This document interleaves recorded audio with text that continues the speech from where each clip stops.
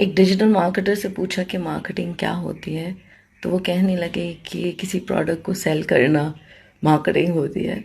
और इस तरह की और बहुत सी बातें हैं। सेल्स तो एक पार्ट ऑफ मार्केटिंग में बहुत लास्ट पार्ट है।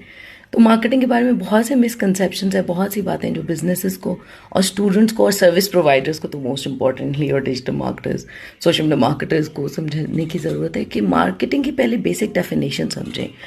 And the best definition I have found, वो मेरे ए लेवल्स के सिलेबस में थी, and it goes like: marketing is the process of researching into and identifying customer needs. सबसे पहले क्या आ रहा है? Customer needs. And then devising services और products to address those needs.